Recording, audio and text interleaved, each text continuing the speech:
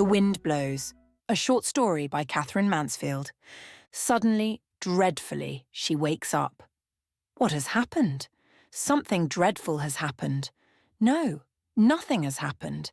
It is only the wind shaking the house, rattling the windows, banging a piece of iron on the roof and making her bed tremble. Leaves flutter past the window, up and away. Down in the avenue, a whole newspaper wags in the air like a lost kite and falls, spiked on a pine tree. It is cold. Summer is over. It is autumn. Everything is ugly. The carts rattle by, swinging from side to side. Two Chinamen lollop along under their wooden yokes with the straining vegetable baskets. Their pigtails and blue blouses fly out in the wind. A white dog on 3 legs yelps past the gate. It is all over. What is? Oh, everything. And she begins to plait her hair with shaking fingers, not daring to look in the glass. Mother is talking to grandmother in the hall. A perfect idiot. Imagine leaving anything out on the line in weather like this. Now my best little Tenerife work tea cloth is simply in ribbons. What is that extraordinary smell? It's the porridge burning. Oh, heavens, this wind. She has a music lesson at 10 o'clock. At the thought, the minor movement of the Beethoven begins to play in her head, the trills long and terrible like little rolling drums.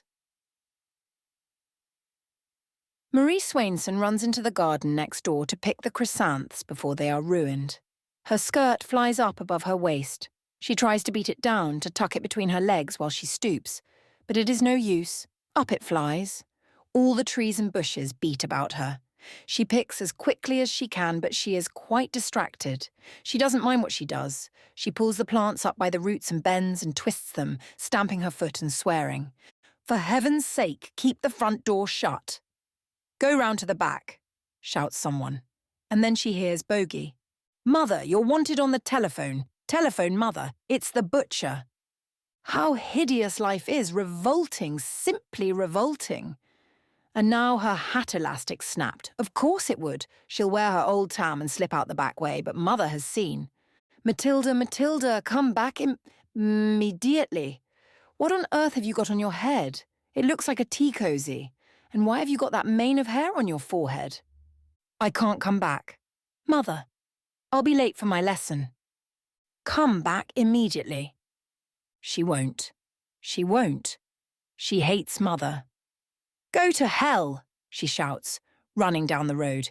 In waves, in clouds, in big round whirls, the dust comes stinging, and with it little bits of straw and chaff and manure. There is a loud roaring sound from the trees in the gardens, and standing at the bottom of the road outside Mr. Bullen's gate, she can hear the sea sob. Ah, ah, ah. But Mr. Bullen's drawing room is as quiet as a cave. The windows are closed, the blinds half pulled, and she is not late. The girl before her has just started playing McDowell's to an iceberg. Mr. Bullen looks over at her and half smiles. Sit down, he says. Sit over there in the sofa corner, little lady. How funny he is. He doesn't exactly laugh at you, but there is just something. Oh, how peaceful it is here.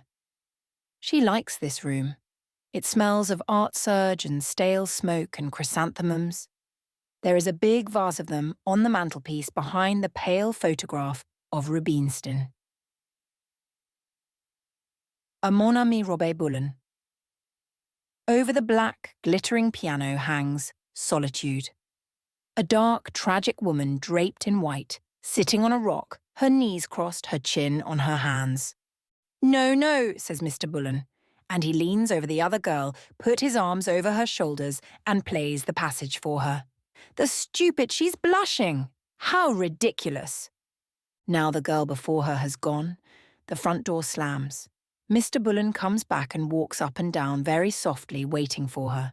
What an extraordinary thing. Her fingers tremble so that she can't undo the knot in the music satchel.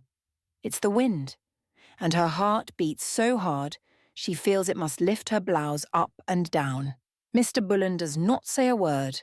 The shabby red piano seat is long enough for 2 people to sit side by side. Mr. Bullen sits down by her. Shall I begin with scales, she asks, squeezing her hands together. I had some arpeggios too. But he does not answer. She doesn't believe he even hears. And then, suddenly, his fresh hand with the ring on it reaches over and opens Beethoven. "Let's have a little of the old master," he says. But why does he speak so kindly, so awfully kindly, and as though they had known each other for years and years and knew everything about each other? He turns the page slowly. She watches his hand. It is a very nice hand and always looks as though it had just been washed. "Here we are," says Mr. Bullen. Oh, that kind voice. Oh, that minor movement. Here come the little drums. "Shall I take the repeat?" "Yes, dear child." His voice is far, far too kind.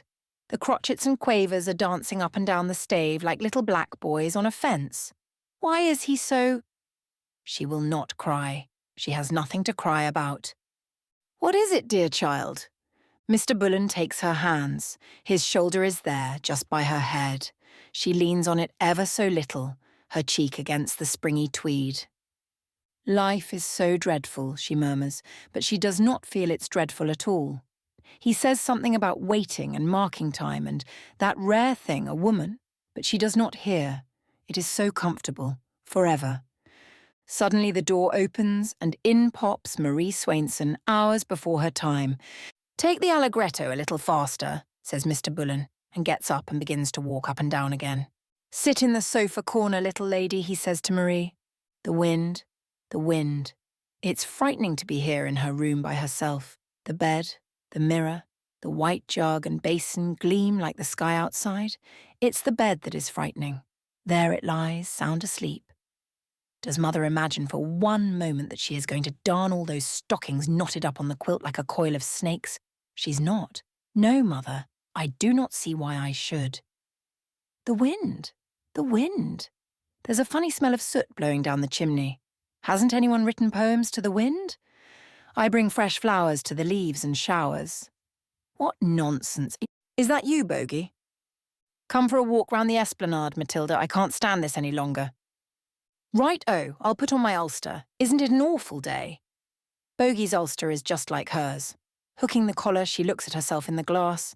Her face is white, they have the same excited eyes and hot lips. Ah, they know those two in the glass. Goodbye, dears. We shall be back soon.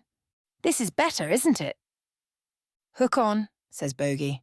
They cannot walk fast enough. Their heads bent, their legs just touching. They stride like one eager person through the town, down the asphalt zigzag where the fennel grows wild and onto the esplanade. It is dusky, just getting dusky. The wind is so strong that they have to fight their way through it, rocking like two old drunkards. All the poor little pahutukawas on the esplanade are bent to the ground. Come on, let's get near. Over by the breakwater, the sea is very high. They pull off their hats and her hair blows across her mouth, tasting of salt. The sea is so high that the waves do not break at all. They thump against the rough stone wall and suck up the weedy, dripping steps. A fine spray skims from the water right across the esplanade. They are covered with drops. The inside of her mouth tastes wet and cold. Bogey's voice is breaking. When he speaks, he rushes up and down the scale. It's funny, it makes you laugh, and yet it just suits the day. The wind carries their voices, away fly the sentences like little narrow ribbons. Quicker, quicker! It is getting very dark. In the harbour, the coal hulks show two lights, one high on a mast and one from the stern. Look, Bogey, look over there. A big black steamer with a long loop of smoke streaming with the portholes lighted with lights everywhere is putting out to sea. The wind does not stop her. She cuts through the waves, making for the open gate between the pointed rocks that leads to. It's the light that makes her look so awfully beautiful and mysterious. They are on board leaning over the rail arm in arm. Who are they? Brother and sister. Look, Bogey, there's the town. Doesn't it look small? There's the post office clock chiming for the last time. There's the esplanade where we walked that windy day. Do you remember? I cried at my music lesson that day. How many years ago? Goodbye, little island. Goodbye. Now the dark stretches a wing over the tumbling water. They can't see those two anymore. Goodbye, goodbye. Don't forget. But the ship is gone now. The wind